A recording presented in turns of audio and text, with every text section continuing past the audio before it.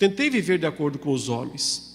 Mas agora, se eu ainda tento agradar os homens, eu não sou servo de Deus. Eu não posso ser servo de Cristo. Lembram? Eu fui um perseguidor da igreja. Vocês sabem disso. Sabem que eu fiz tudo o que era possível no judaísmo, para destruir a fé. É interessante que ele usa palavras muito fortes aqui. Ele diz, como exageradamente, está no verso 13, se puder projetar esse slide, que fala aí o versículo 13, ele diz aí, na segunda linha, começa com a expressão kat e o perbolen. Então, essa expressão hiperbolen, nós temos em português, hipérbole, que significa o quê? Exagero. Ele fala, então, como exageradamente ediokon, eu perseguia, está usando um verbo no imperfeito, eu perseguia ten ecclesiam, a igreja do teu de Deus. Eu perseguia a igreja de Deus. E, tem um caía, aí vem uma expressão muito forte, eportum, e a destruía. Também no imperfeito, quer dizer, algo que ele fazia continuamente no passado. Eu a destruía. Era isso que eu fazia. Mas, eu fazia isso tentando, a ideia está explicando, eu fazia isso porque eu queria aparecer. Eu queria ser mais importante do que os outros. Eu queria ser reconhecido como um religioso mais praticante do que os outros. Então, eu realmente me esforçava para estar diante dos outros, para ir à frente, e fazia isso. Eu era muito mais zeloso, ele fala aí, em relação às tradições dos nossos pais, do que os meus contemporâneos, do que aqueles da minha raça. Eu uso a expressão aí, genei, que pode ser raça ou geração. Então, pode ser da minha época, os meus contemporâneos, aqueles que viviam no mesmo tempo que eu. Então, eu fui isso lá no passado, mas eu não sou mais isso agora.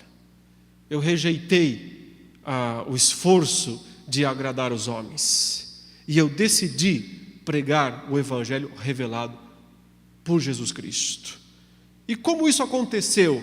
Agora vem o verso 15, que é uma das declarações mais extraordinárias que nós temos, um dos testemunhos pessoais mais impactantes que a gente pode encontrar nas Escrituras. Olha aqui, ele está dando um testemunho, isso aqui é um testemunho de vida. Está falando, eu fui isso, eu fiz isso, eu fui esse monstro todo aí que vocês ouviram falar. É verdade. Eu fui esse monstro todo aí que vocês ouviram falar. Isso é verdade. Mas observem, quando porém, ele começa aí com um rotedé, quando porém, e aí vem essa expressão tão bela, ele diz, eudekesen, que não está falando de si mesmo, é um verbo aplicado a uma pessoa, a um terceiro. Ele se agradou. Então, a ênfase saiu dele, de Paulo, e passou para uma terceira pessoa. Até aqui ele está falando dele. Eu fiz isso, fiz aquilo, eu tentei, eu matei, eu persegui, eu destruí. O eu domina a cena até, falando gramaticalmente, olhando só para o texto, o eu domina a cena até esse momento. E agora que o eu some e aparece uma terceira pessoa. Ou seja, o comando, a primazia, é transferida do eu para o ele. Quando ele se agradou, quando ele desejou, quando ele quis. Porque o que Paulo quer dizer é o seguinte, que toda mudança que aconteceu na vida de Paulo não foi porque Paulo, um belo dia, caiu em si e disse, poxa, acho que estou fazendo muita coisa errada na minha vida, e quer saber, eu vou mudar, acho que eu vou consertar algumas coisas, sabe, acho que eu vou mudar de vida. sem chance. Sem chance. Pecador não faz isso. Pecador não acontece isso com o pecador, não. Ele não toma essa decisão sozinho. Ele não vai decidir por si mesmo. Ele só está seguindo o seu caminho. Eu só quero ser melhor que os outros. Eu só quero ser mais importante que os outros. Eu só quero superar os outros. Eu só quero passar na frente dos outros. É só isso que ele queria. Então, o que eu queria, Paulo está dizendo o tempo todo, é passar na frente dos outros, superar os outros, ganhar dos outros, ser melhor que os outros e destruir essa escória, essa igreja que surgiu para atrapalhar o nosso bem-estar no judaísmo. Mas então, ele agiu. Ele entrou na história e revelou a vontade dele. Isso não foi vontade minha, isso não foi algo que me agradou. O que me agradava era prender cristão e levar lá e entregar para as autoridades. É isso que me agradava. Mas o que agradou a ele, a Cristo, foi mudar tudo isso. Quando, porém, se agradou, foi agradável a ele, àquele que me separou do ventre materno, expressão também tremenda, né? Ele diz aí, o que aforizas me ek koilias metros. Então, o que me separou, mais uma vez está o mi aí enfático, pessoal, ele me separou, ek, a ideia ek é desde, de dentro de, ele me extraiu de lá, do ventre materno, ele me extraiu do ventre materno, me extraiu separado para uma coisa, ele me tirou de lá, já reservado, separado para fazer algo. O que é que ele, desde o ventre materno, já me separou para fazer? Ele diz aí, pregar o evangelho aos gentios. Minha missão era essa, pregar o evangelho aos gentios. Mas então, o que ele fez? Chegou o dia em que ele se agradou, ou seja, partiu dele, não de mim, ele se agradou ao me chamar pela sua graça, e aí vem a frase central, revelar o Filho dele em mim. Revelar o Filho dele em mim. Paulo está dizendo, Deus simplesmente decidiu fazer isso. Ele decidiu que chegou a hora. Decidiu que chegou o tempo. Que era o momento. Foi o momento que ele se agradou em fazer, foi agradável a ele. Ele quis fazer isso nesse momento. Ele está falando de que momento, irmãos? Indo para Damasco. Para fazer o quê? Prender mais cristãos. O que Jesus fez? Apareceu para ele, no meio da estrada. É esse momento que está na mente de Paulo aqui. Ele diz, quando chegou a hora que ele quis fazer algo comigo que ele tinha decidido fazer desde que eu nasci, desde que ele me tirou do ventre. Então o ponto aqui não é que ele decidiu me chamar agora, nesse período que eu estava indo para Damasco.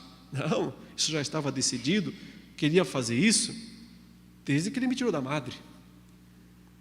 Já estava decidido que ele faria isso. Ele me separou desde que ele me tirou da madre, do ventre materno.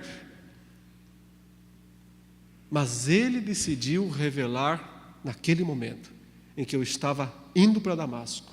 Foi ali que ele decidiu revelar, usa outra vez o termo apocalipsai, aí no versículo 16, né?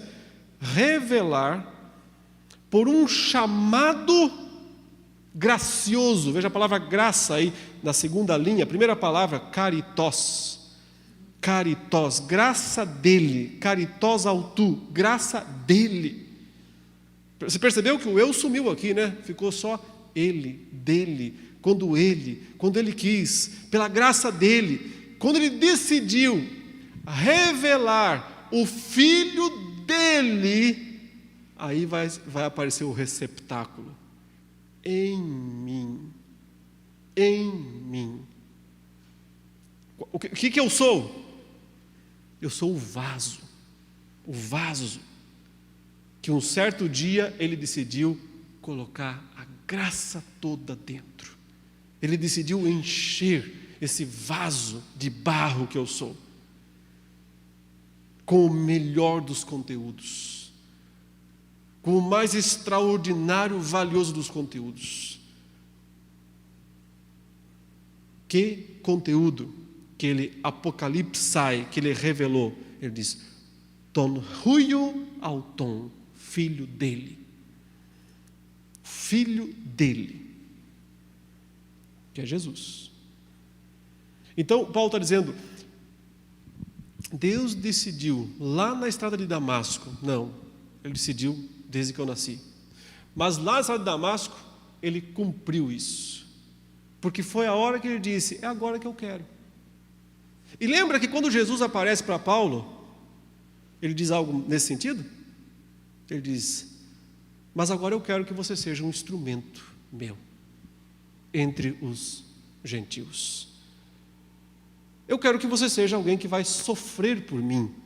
Até agora você fez outros sofrerem por mim. Mas agora você vai ver o quanto importa você sofrer por mim. Esse é o momento em que Deus está revelando Cristo em Paulo. É muito forte isso, né? Porque ele não está falando, revelou Cristo para mim. Seria diferente se ele dissesse, e então ele revelou Cristo para mim. Manteria uma certa distância. Cristo está lá, eu estou aqui, ele está falando comigo, tá, beleza. Não, ele falou, em mim. Em mim. Eu sou o vaso que precisa carregar esse conteúdo tremendo e maravilhoso que é o Filho dele. Aí vem o propósito que já estava decidido desde o ventre materno. Qual é o propósito? Para que eu evangelizasse, outra vez, né, pregasse o evangelho dele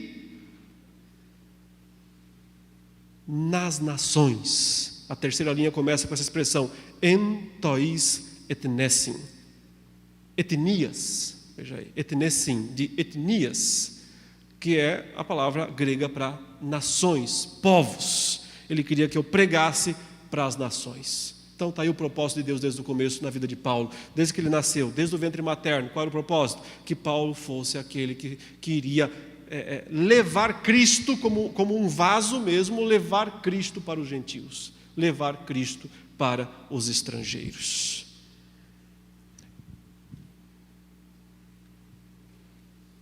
Então, vamos ler a frase inteira para fazer sentido. Quando, porém, se agradou, o que me separou do ventre materno, tendo me chamado através da graça, revelar o Filho dele em mim, para que eu o evangelizasse entre as nações, agora ele vai contar a história.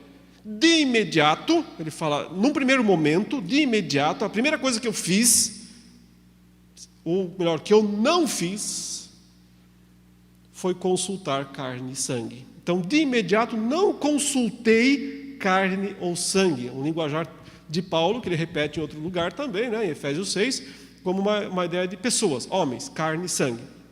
Ele usa aí a expressão sarki kai aimati. Sarki kai haimati. Sarki é carne, haimati, sangue. Então, não consultei nem carne, nem sangue. E aí, né, o verso 17, Paulo mais ou menos concorda com os judaizantes. Eles estão dizendo, ele não tem nenhuma relação com Jerusalém. Ninguém conhece ele em Jerusalém. E Jerusalém é a sede, é a capital do Evangelho. Então como é que vocês estão ouvindo alguém que não tem relação nenhuma com Jerusalém? E agora nessa hora ele diz, é isso mesmo. Eu não subi a Jerusalém. Usando bem o hebraísmo, né? O Antigo Testamento fala subir para Jerusalém. O motivo é que em Israel, você sabe, Jerusalém fica no alto da montanha e todas as cidades ao redor, ou a grande maioria das cidades do restante, para poder ir, tem que subir, seja do litoral, né, da região do mar Mediterrâneo, onde hoje fica Tel Aviv e a faixa de Gaza, né, a região ali, aí a nível do mar, e aí para subir a Jerusalém tem que subir até na metade. E o outro lado tem uma outra descida, uma outra depressão, que vai justamente na maior depressão da terra, né, que vai descer até o Mar Morto, lá seus 300 metros abaixo do nível do mar. Então, do Jordão para Jerusalém tem que subir. Da Galileia para Jerusalém tem que subir. Da região ali do litoral, tem que subir. Então, ele usa essa expressão, eu não subi a Jerusalém, nem consultei carne e sangue, nem subi para Jerusalém, para os antes de mim apóstolos. Não usa verbo aqui nessa frase, mas dá para entender bem o sentido. Para os antes de mim apóstolos, para os apóstolos antes de mim, os apóstolos anteriores a mim. Quem? Obviamente, né? Os apóstolos lá de Jerusalém. O que eu fiz? Ele disse, mas viajei, fui embora, para longe, para a Arábia. Isso aqui é importante, muito, muito, muito importante. Passa batido muitas vezes, mas é muito importante. Fui para a Arábia. E depois, a ideia é, novamente retornei para Damasco. Essa Arábia não é a Arábia Saudita, não é os países árabes. Essa expressão Arábia aqui é aplicada ao sul de Israel, a região sul de Israel, onde ficava o Monte Sinai. Provavelmente ele foi para o Monte Sinai, para o deserto ao sul de Israel, muito ao sul de Jerusalém, para o lugar onde tudo começou. Onde Moisés recebeu as tábuas da lei, os 10 mandamentos, onde lá Elias voltou mais tarde para se reconstruir, né, emocionalmente, fisicamente, teve uma revelação nova de Deus lá, o lugar onde tudo começou. E é muito interessante pensar, né, que o grande zeloso da lei, o grande homem zeloso pela lei, que está perseguindo crentes, punindo-os porque eles estão quebrando a lei no entendimento dele, tem esse encontro com Jesus, é prostrado diante de Jesus, se torna um discípulo, mas vai para a Arábia. E é lá, na verdade, o que ele está querendo explicar foi ali que Deus me revelou o Evangelho. Foi ali que Jesus apareceu. Então, a ideia é o mesmo Deus que revelou os 10 mandamentos para Moisés, lá nesse lugar, revelou para mim o Evangelho da graça aos gentios. Não há contradição. Não há contradição entre essas coisas. Não há contradição entre o Antigo e o Novo Testamento. Não há contradição entre a lei mosaica e o Evangelho da graça. Não há contradição. São perfeitamente harmonizáveis, porque procedem do mesmo Senhor, do mesmo Deus, do mesmo Jesus. Nesse lugar, ele vai dizer daqui a pouquinho, ele ficou 3 anos. 3 anos. Vagando para lá e para cá, no meio do deserto. O que ele está querendo comparar é dizendo, eu também tive meus 3 anos com Jesus. Não os 3 anos lá na Galileia, né, que o Pedro, que João, eles tiveram os 3 anos deles lá. Mas eu também tive os meus. Só que foi num outro lugar, numa outra situação, numa outra circunstância. Então fui para a Arábia e depois retornei para Damasco. Por que Damasco, né? Porque ele tinha ido para Damasco para perseguir cristãos, mas não conseguiu chegar lá porque o Senhor apareceu. Daí ele foi para Damasco e lá ele foi batizado. Dali ele foi para a Arábia, ficou 3 anos e finalmente voltou outra vez para Damasco. Para então, na sequência, Barnabé ir buscá-lo.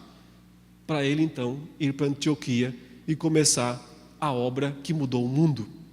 Isso aqui estamos falando da obra que mudou o mundo. Desde que Paulo saiu de Antioquia e pisou pela primeira vez no mundo greco-romano com o estandarte do Evangelho, o mundo nunca mais seria o mesmo. Nunca mais seria o mesmo. Isso mudou o mundo.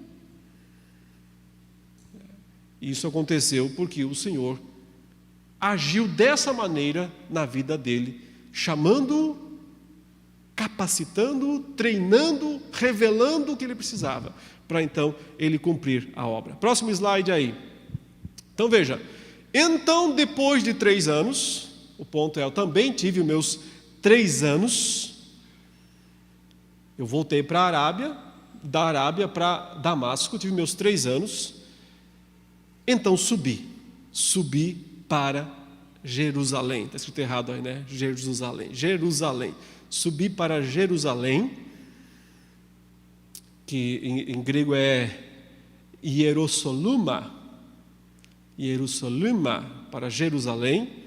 Ele diz aí, para visitar, ele foi fazer uma visita, ele não foi lá ver o Muro das Lamentações, não foi lá para comprar um souvenir lá em Jerusalém, não, ele foi lá fazer uma visita para uma pessoa.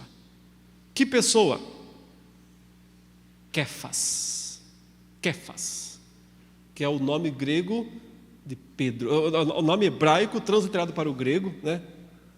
Kéfas, Cefas. Fui lá visitar Cefas. E permaneci com ele 15 dias. Ele fala aí decapente, deca 10, pente 5. Então, decapente. Permaneci com ele 15 dias. O que ele está falando, até então não tinha pisado em Jerusalém. Todo o evangelho que eu recebi nesses 3 anos foi lá nas Arábias, lá na Arábia, lá no sul, e depois em Damasco. Foi de Damasco para a Arábia, da Arábia para Damasco. Foi só isso que eu fiz nesses 3 anos. Em Damasco ele se revelou para mim, de Damasco eu fui para a Arábia. Da Arábia voltei para Damasco. De Damasco fui para Jerusalém. Foi esse zigue-zague aí que eu fiz durante todo esse período. Então eu fui para Jerusalém para visitar Cefas, Pedro, e fiquei com ele esses 15 dias. Aí ele fala, heteron de ton apostolum uc idum. Outro, porém, dos apóstolos, não vi. Outro, porém, dos apóstolos, não vi. Ei me, se não, que é de exceto. Ei me, se não, Jacobon. Quem é Jacobon? Tiago.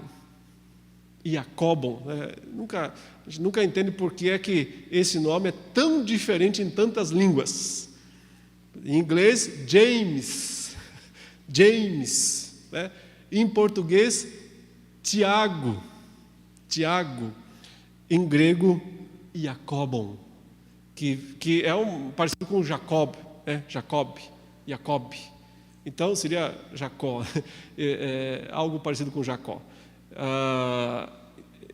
Então ele diz, eu não vi nenhum dos outros apóstolos, senão Jacobon. Uma informação muito importante. Tom adelphon do Kyrio, o irmão do Senhor. O irmão do Senhor. Esse Tiago aqui, ou esse Jacobon aqui, é o escritor da carta do Novo Testamento, a carta de Tiago. Não é aquele Tiago que era irmão de João, que também era filho de Zebedeu. Você tem os dois irmãos lá, Tiago e João, filhos de Zebedeu, ok? Esse Tiago, filho de Zebedeu, era apóstolo original de Cristo, mas foi o primeiro a morrer. O primeiro mártir entre os apóstolos foi Tiago, irmão de João. É interessante que dos dois irmãos, né, um foi o primeiro a morrer e o outro foi o último. O primeiro e o último dos apóstolos, né? Tiago foi o primeiro e João foi o último. Esse Tiago aqui, esse Jacóbon aqui, é um outro que é mencionado por Paulo outra vez na primeira carta aos Coríntios, capítulo 15, onde ele diz, literalmente, que entre as aparições que Cristo concedeu, uma foi para Tiago, uma específica. Então, do mesmo modo, Paulo está dizendo que Jesus apareceu para mim, pessoalmente, e eu sou uma testemunha da ressurreição dele, porque ele apareceu pessoalmente para mim, ele também fez isso com Tiago. No entanto, nós não temos esse relato, né? Aqui Paulo, a aparição de Cristo para Paulo foi relatada, bem relatada. Foi relatada no livro de Atos, e aqui Paulo novamente relembra isso. Mas a aparição de Cristo para Tiago só é mencionada. Mas o que será que eles conversaram? Isso seria uma coisa muito interessante de saber, né? Muito interessante. Porque lembre-se, Tiago é um dos meio-irmãos de Jesus. Tiago, Judas, Maria. Jesus tem uns 5 ou 6 meio-irmãos. O que quer dizer meio-irmãos, né? Filhos de José e Maria. Filhos naturais do casamento. Ele é o primeiro a nascer de Maria, mas não é filho de José. Os próximos todos são filhos do casal, filhos de José e Maria. E Tiago é o primogênito, então, do casal, né? É o mais velho deles. Mas lembre-se que durante o ministério de Cristo, ele não é crente, Tiago. E nem os outros. Tanto é que chega numa situação, uma ocasião, que eles querem lá prender Jesus, para levar Jesus para casa, porque acham que ele está pirado, está falando coisa com coisa. Querem levar Jesus embora. Porque nem os da sua casa criam nele, o evangelista diz. Então, o que quer que aconteceu com Tiago é muito semelhante ao que aconteceu com Paulo. Você tem um incrédulo ali. Como Paulo é um incrédulo indo para Damasco. Mas o Senhor aprovou, agradou ao Senhor fazer isso. Não partiu de Paulo, partiu do Senhor. O Senhor quis, apareceu para ele, ponto final. Da mesma maneira, o Senhor apareceu para Tiago e o comissionou. E é por isso que nesse período, quando Paulo vai a Jerusalém, 3 anos depois da sua conversão, ele vai a Jerusalém falar com Pedro, ele vê Tiago lá.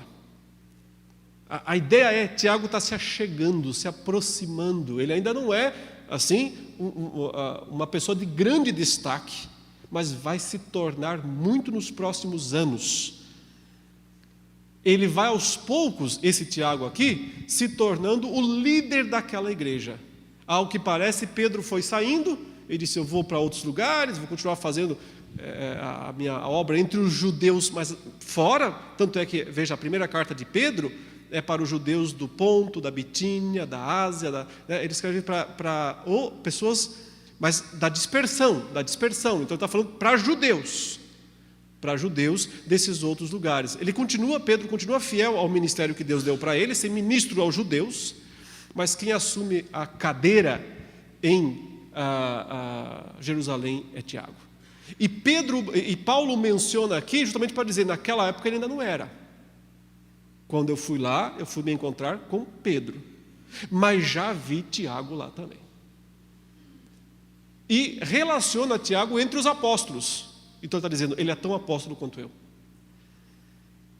Reconhecendo o apostolado de Tiago, tanto quanto o apostolado de Paulo. São ambos apóstolos tardios, nascidos fora do tempo. Paulo diz, não sou digno de ser chamado apóstolo, mas vi o Senhor, então eu tenho as credenciais. Vi o Senhor ressuscitado. Tiago, viu o Senhor ressuscitado. Ambos viram.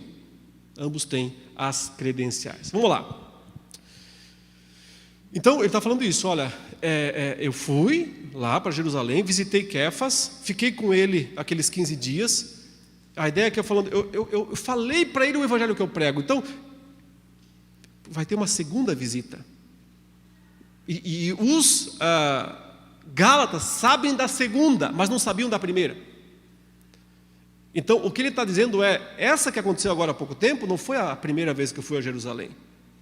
A primeira vez que eu fui, foi 3 anos depois da minha conversão, quando eu me encontrei com Pedro, com Kefas e com Tiago. Já naquele tempo, essa é a mensagem para transmitir para os Gálatas, já naquele tempo eles sabiam que evangelho eu prego. Já naquele tempo, nunca foi segredo, eu nunca escondi de ninguém. Já naquele tempo eles sabiam qual era o evangelho que eu pregava. Agora veja, o verso 20, outras palavras muito fortes. Ele fala, ha-de-grafo-remim. Quanto a isto que eu escrevo para vocês. Aí ele vai fazer uma conjuração, um vocativo, aqui ele fala, usa a expressão ido. Ido quer dizer, vejam, observem, vejam. Quanto a isso que eu estou escrevendo para vocês, vejam. É diante de Deus que eu não minto. Não é mentira porque é diante de Deus. Eu estou falando isso diante de Deus. Então, acreditem, foi exatamente o que aconteceu. Próximo slide, verso 21. Agora ele diz, então, vim para as regiões da Síria e da Quiliquias, ou Cilícia, né? Quiliquias. Então, depois disso, depois que me encontrei com Pedro, 15 dias lá, falando com ele, com Tiago, vim para as regiões. Então, onde Paulo está? Quando está escrevendo? Ele está na Síria. Então, ele está escrevendo a carta de Antioquia da Síria, no final da sua segunda viagem missionária. Então eu vim para cá, nessa região, né, da Síria e da Cilícia. E em seguida, aí fica subentendido para os Gálatas, fui até vocês. Porque foi da Síria, da Antioquia, da Síria, que Atos 13 diz que o Espírito Santo comissionou, separai-me agora Barnabé e Paulo para a missão que eu os tenho reservado. E ele vai para Galácia. Então, veja quanto significado, né, nessa relação toda dele com os Gálatas. Como tudo é muito pessoal, como tudo é muito envolvendo, cada ponto, tudo faz muito sentido. É muito íntimo, né, o que está acontecendo aqui. E ao mesmo tempo, a gente vê, né, a luta que foi para o apóstolo Paulo fazer o evangelho verdadeiro prosperar, triunfar contra os enganos, contra os falsos. Nunca foi fácil, nunca foi fácil. É por isso que ele disse, todos quantos querem viver piedosamente vão ser perseguidos. Quer pregar o evangelho corretamente, bíblico, verdadeiro, não vai ser muito tranquilo, não vai ser muito fácil, não. Sempre vai ser um grande desafio. Então vim para as regiões da Síria e da Cilícia. Era, pois, desconhecido perante as igrejas da Judéia, as que em Cristo. Então, o que ele quer dizer é o seguinte, eles não me conheciam pessoalmente. Eles não me conheciam pessoalmente. As igrejas da Judéia não me conheciam pessoalmente. Eu não era famoso assim, ninguém me viu lá. Eu só vi Pedro e Tiago e fui embora.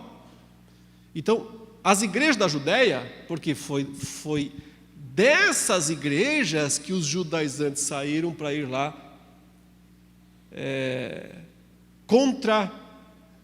reformar a pregação de Paulo. Então, eles me conheciam de ouvir falar, mas nenhum deles tinha me visto pessoalmente. Verso 23, somente ouviam isto. Então agora ele vai fazer uma espécie de uma citação. Somente ouviam isto. O que eles ouviam? Rodiocon rimas, o perseguidor nosso, então o nosso perseguidor, pote, que é antes, então o nosso perseguidor de antes, e aí o próximo advérbio faz o que só em grego dá para fazer, né? Você coloca um advérbio em cima do outro. Ele diz, o nosso perseguidor de antes, agora, veja a mudança, né? Antes, agora. Antes, agora. O nosso perseguidor de antes, agora, prega o Evangelho. Prega o Evangelho da fé. Ten pistin, da fé, que antes destruía. Então, uma citação literal é o que eles falavam lá. Eles estavam falando isso nas igrejas da Judéia. Aquele lá, o perseguidor de antes, agora prega o Evangelho, que destruía, que antes ele destruía. Mas eles, então, ouviam falar ao meu respeito, ele diz, porém, eles não tinham visto a minha face. Eles não me conheciam.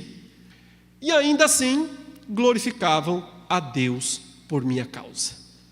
Ele diz, Kai, edoxaxon en emoiton theon. E glorificavam a Deus. Literalmente fala, e glorificavam por minha causa a Deus.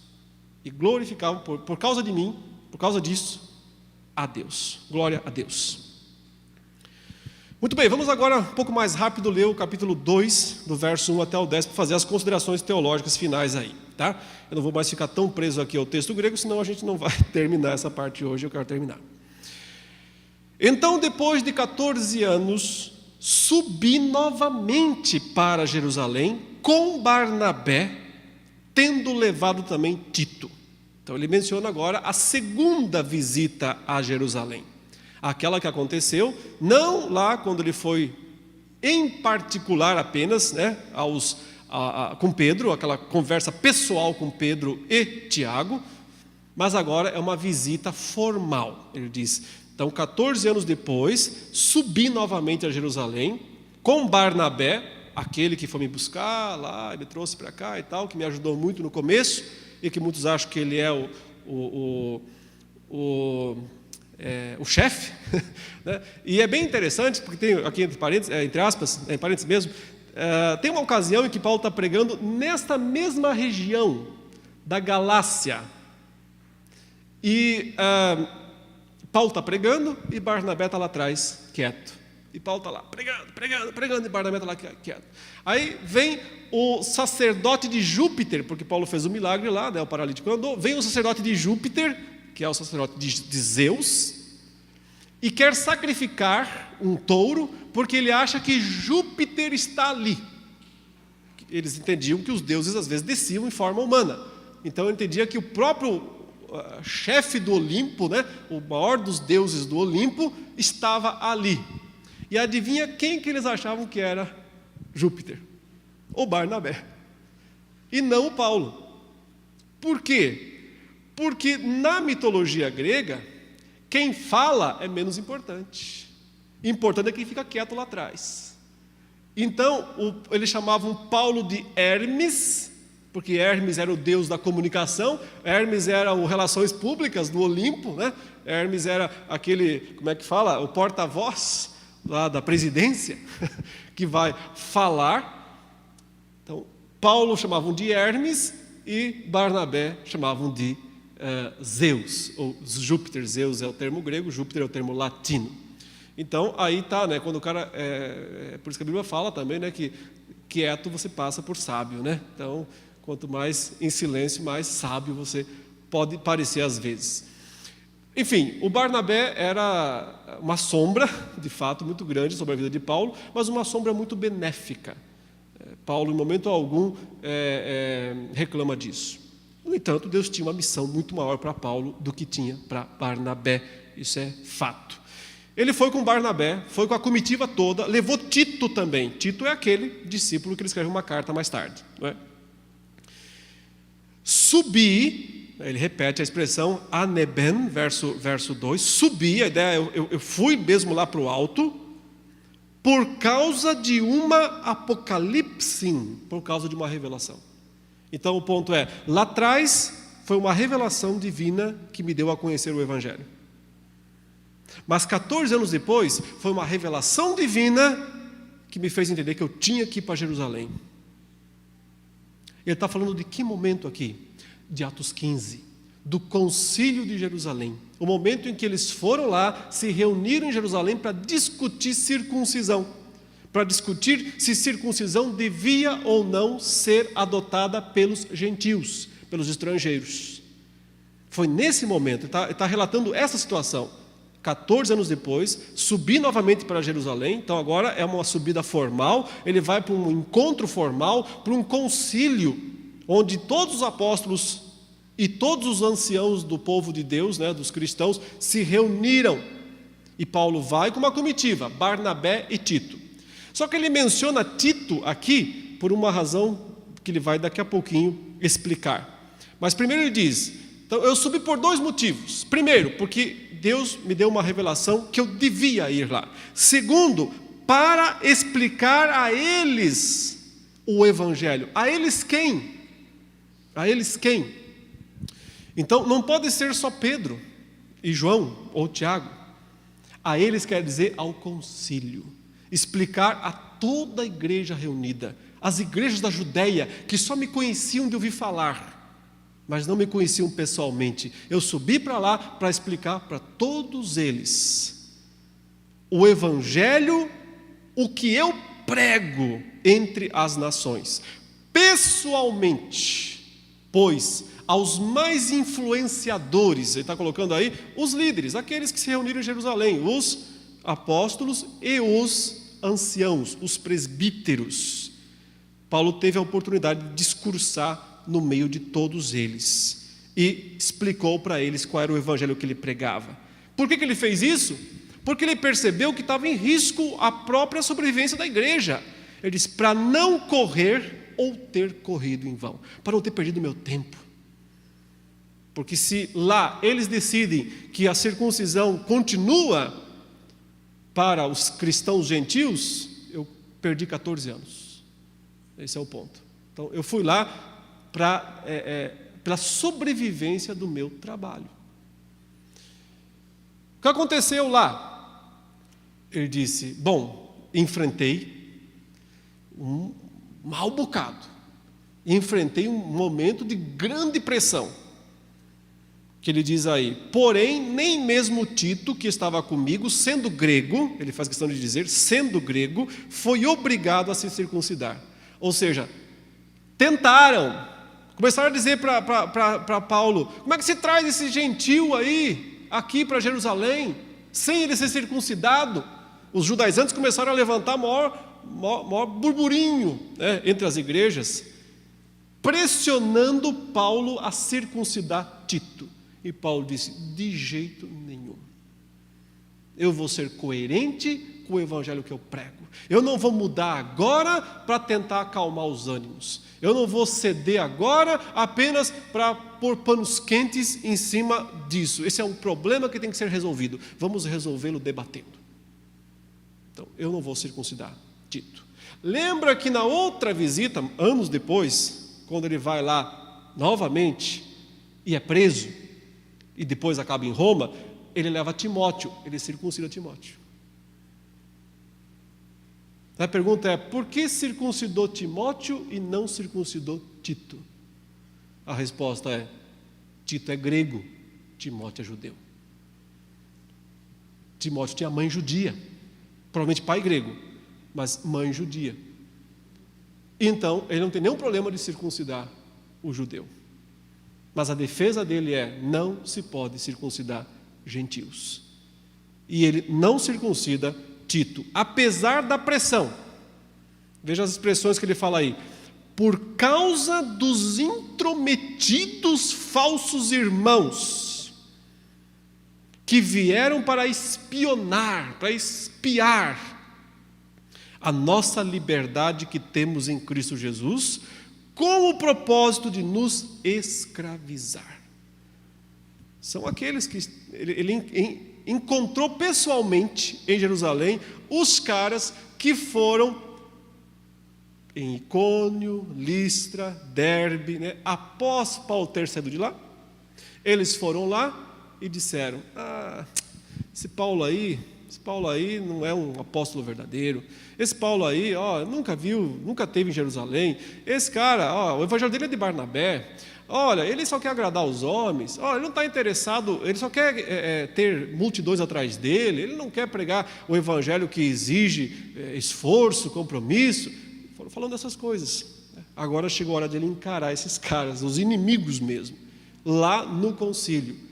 E ele diz então que ele os enfrentou, não recuou. Eles estão na casa deles, esse é o ponto. Quem que é o estrangeiro aí nesse sentido, né? Paulo, ele que está entrando na casa deles, ele não é dali, mas ele chama eles de intrometidos. E por que eles são intrometidos? Porque eles foram lá nas cidades que eles nem conheciam, que não tinham nada que fazer lá. Eles é que foram lá, passar de cidade em cidade, para falar contra o que Paulo pregou. Esses intrometidos aí, que trabalhar não querem, né? Mas destruir o que os outros fazem, isso eles gostam. Que foram lá para espionar, esses espiões, ele usa a expressão, esses espiões aí, que foram lá para espionar o nosso modo de viver em Cristo, a nossa liberdade em Cristo, para nos acusar de que nós não vivemos o evangelho corretamente. O que Paulo diz? Eu encontrei esses caras, mas nem por uma hora aceitamos a submissão que eles queriam impor sobre nós. Nem por uma hora eu não aceitei em momento nenhum o que eles queriam impor, para que a verdade do evangelho permaneça em vocês. Então, fiz isso para que o evangelho permanecesse. Porém, agora ele retoma o que eu estava falando, dentre os que são mais influentes, e aí está Pedro, Tiago, João, principalmente, o que eram antes não faz diferença, a aparência do homem Deus não recebe. Então está falando, não me importa o que eles foram antes, estou falando o que eles são agora. Para mim, pois, os mais influentes nada acrescentaram. Então o ponto dele é: eu venci o concílio, eu venci o debate, a minha posição prevaleceu no concílio, porque no final, Tiago, Pedro, quando falaram em Atos 15, eles não contradizem Paulo, eles apoiam Paulo. Então o ponto de Paulo, ele está dizendo aqui, eles nada acrescentaram. Ao contrário, estes, tendo visto que me foi confiado o evangelho da incircuncisão, como a Pedro da circuncisão, pois o que capacitou Pedro para o evangelho da circuncisão me capacitou para as nações. Então aqui ele está dizendo, são duas funções diferentes. Deus deu a Pedro uma missão, Deus deu a Paulo outra missão. Mas é o mesmo Deus. Eu também tive meus 3 anos com Jesus. Ele também apareceu para mim. E finalmente ele diz, no concílio, lá em Atos 15, lá em Jerusalém, todo mundo entendeu isso, aceitou isso. Só vocês, Gálatas, que ainda não, né? Essa ideia também. Só vocês que até agora ainda não caiu a ficha, né? Vocês ainda estão indo na laia aí, né? Dos judaizantes. Então ele diz, pois o capacitou Pedro para o evangelho da circuncisão, me capacitou para as nações, para os gentios, e conhecendo a graça que me foi dada, então quando eles tomaram conhecimento da graça que me foi dada, Jacobos e Kefas e Ioannes, os nomes gregos aí para Tiago, Pedro e João, Jacobos, Kefas e Ioannes, os que aparentavam colunas ser. Então ele diz, o que me pareceram os mais importantes mesmo, que aparentavam colunas ser. Destras deram a mim e a Barnabé de comunhão. Então, deram a destra de comunhão para mim e para Barnabé. Para que nós, para as nações, e eles para a circuncisão. Ficou claro então quem ia fazer o quê, de quem era o trabalho de quem.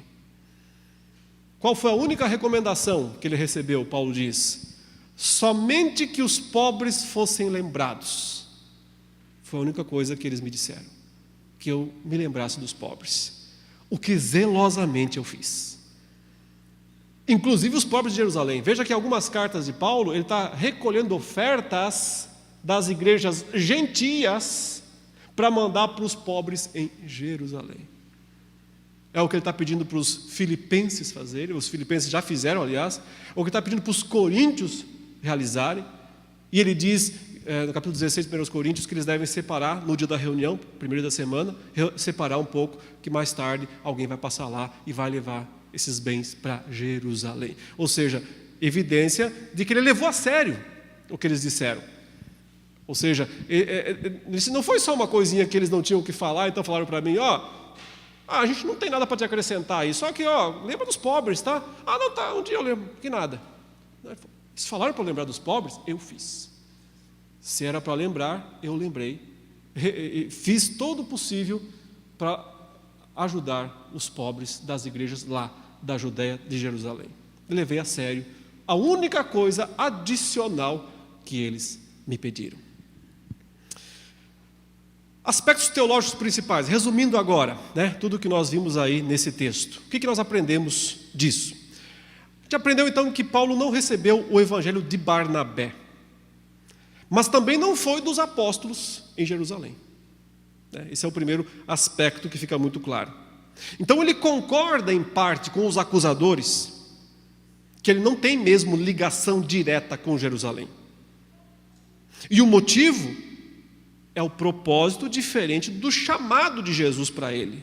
Ele não foi chamado para Jerusalém, mas para os gentios. Aprendemos também que o evangelho de Paulo não é para agradar os homens, como eles estão dizendo. Não é um evangelho fácil. Paulo lembra que ele jamais tentou agradar os homens, mas ele era zeloso e até matava por causa disso. Os únicos que ele queria agradar eram os líderes da nação dele.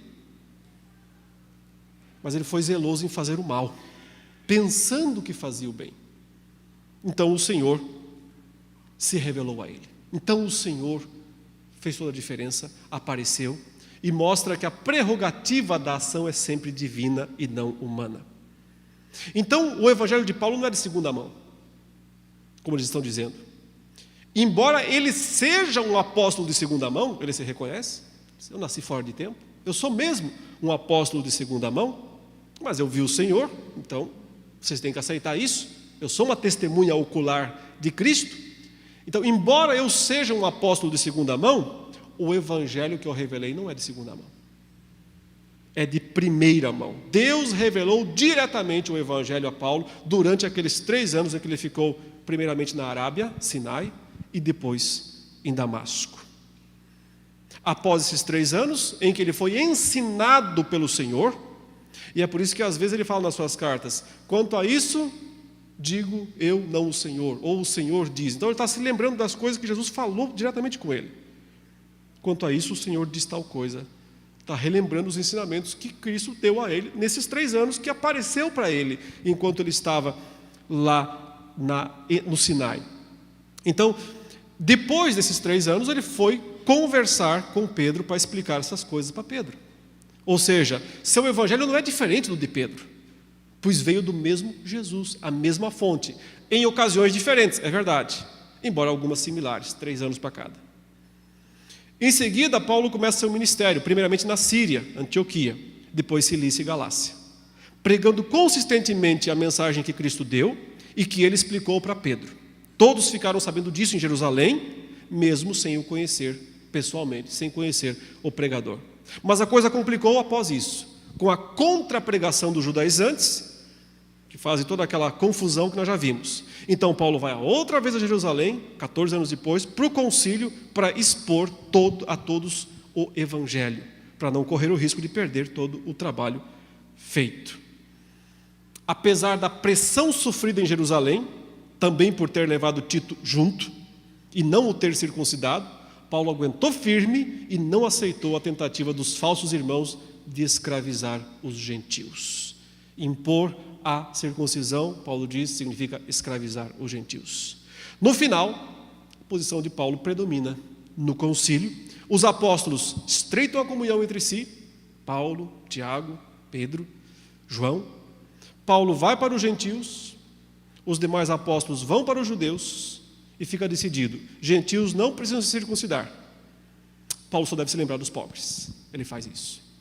E esse é o resumo da sua história, é a sua defesa. Veja, é como se estivesse num tribunal, se defendendo perante os Gálatas das acusações que ele sofreu. Aí é o resumo do que nós aprendemos nesta passagem. Agora, eu quero deixar um tempinho para quem quiser fazer alguma pergunta, ter algum esclarecimento adicional, pode aproveitar e fazer agora se tiver. Pois não, pode perguntar.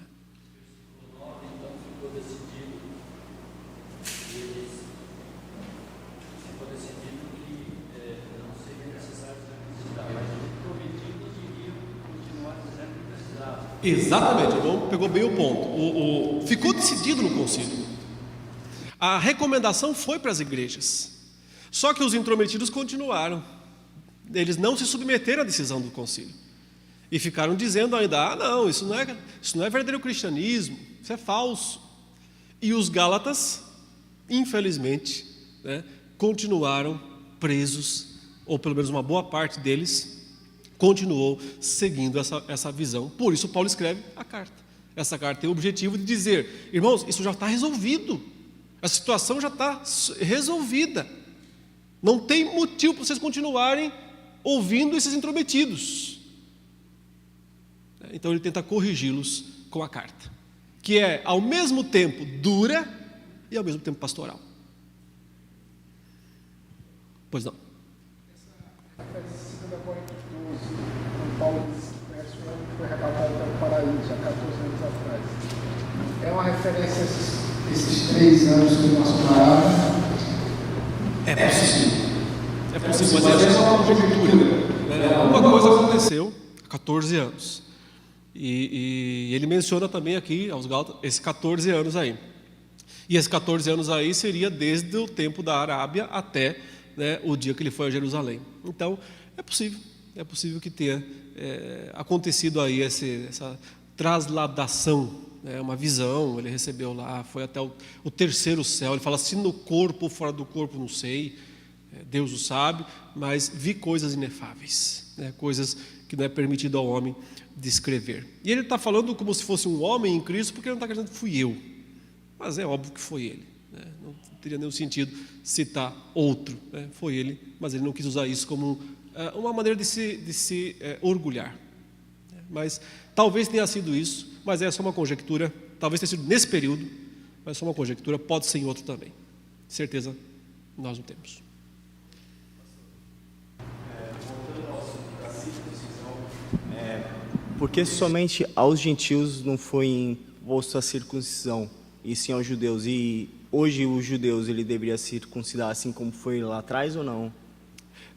Então, me parece que a ideia é o seguinte: a circuncisão fica como opcional para os judeus. Ela é opcional para os judeus. Se o judeu cristão, falando judeu cristão, porque observe, Timóteo era um cristão e não era circuncidado, era um judeu cristão e não era circuncidado. Ele só foi circuncidado porque Paulo o levou para Jerusalém e não quis causar escândalo. Então ele o circuncida, Timóteo, lá em Jerusalém, na terceira viagem, na terceira ida dele para Jerusalém. Então, quer dizer, se até então Paulo não tinha insistido na circuncisão de Timóteo, é porque algo era necessário, mesmo para os judeus. No entanto, Paulo parece entender que, não faz diferença nenhuma. Então, para o judeu foi dada para ele mesmo, é um sinal que Deus deu, se ele quer fazer, vai em frente, não há problema nenhum. Mas aos gentios ele recusa, de forma terminante. Não pode. Por que não pode? Porque aí é colocar o símbolo, é colocar o anel errado na mão errada, é mais ou menos isso, É colocar o símbolo que não é para isso. Esse símbolo já acabou. Nós temos um outro símbolo, o batismo é o símbolo da nova aliança, e ele é que os crentes devem se submeter e não a circuncisão. Mais alguém gostaria de perguntar? Essa pergunta do Tiago: eu tenho um funcionário com 53 anos, ele e o irmão mais velho, nascidos aqui no Brasil, foram circuncidados e não são cristãos. Perderam seu tempo. A não ser que existe a chamada operação de fimose. A operação de fimose é um tipo de circuncisão, mas as pessoas fazem isso não por questões religiosas. Fazem isso muitas vezes por questões de saúde, né? Sei lá, higiene, enfim. Não vejo problema nesse sentido. A questão é que a circuncisão atrás não era uma mera cirurgia, era um ritual religioso. E é esse ritual religioso que Paulo está proibindo aqui. Pois não? Mais uma pergunta lá e vamos encerrar. Mas hoje a gente vê algumas igrejas cristãs ainda insistindo muito nessa coisa do quase um culto às tradições judaicas, às festas. É errado? Terminantemente errado, né? Porque significa retornar às sombras do passado que já acabaram. Significa voltar ao tipo quando a realidade já é presente, voltar à imagem quando a realidade já está presente. É isso que Paulo vai dizer aos Colossenses, né, no capítulo 2, quando ele diz, tudo isso tem sido sombra das coisas que haviam de vir. Que coisas? Essas aqui que ele menciona aqui, sábados, lua nova, festas, comidas, alimentos, são sombras. Insistir nessas coisas depois de conhecer a Cristo é abandonar o perfeito pelo parcial, abandonar o completo pelo parcial, voltar ao parcial já tendo recebido o perfeito. Então, abandonar Cristo para voltar às sombras. O pessoal faz isso, traz todas essas parafernálias judaicas para dentro da igreja só para impressionar os crentes. Só para isso, é só para dar show, só espetáculo. Você fica, nossa, que impressionante, tocou o shofar, né? Vamos usar aqui o óleo, essa aqui é a rosa de Saron, esse aqui é o óleo do Monte das Oliveiras, aqui está a água do Rio Jordão, bebe a água do Mar Morto então, é um pouco mais salgado, sabe? É só para causar frição, só para impressionar as pessoas, porque o brasileiro é extremamente místico. Ele confia em ritual, ele confia em amuleto, ele confia em tudo, ele é criado para isso, né?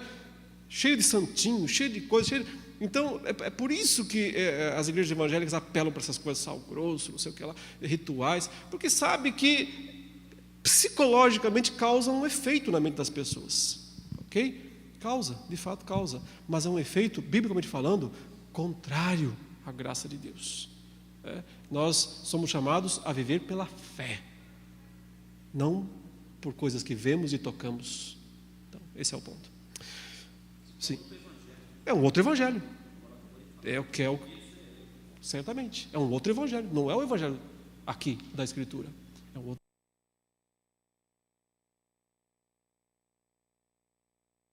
Faz isso. Não sou eu. Paulo que disse. Vamos orar? Senhor, nós reconhecemos nossas limitações e deficiências, não somos melhores do que ninguém. E nem estamos aqui pretendendo dizer isso ou parecer isso. Somos tão pecadores quanto todos os outros homens. O que nós queremos é confiar na Tua graça somente. O que nós queremos é compreender a Tua palavra e viver aquilo que está escrito. Ajude-nos nesse sentido, capacite-nos, porque nós temos muitas limitações e precisamos da Tua graça de forma abundante em nossa vida. Muito obrigado, porque isso já é realidade. Temos tudo isso em Cristo Jesus. Nesse nome nós oramos. Amém. O irmão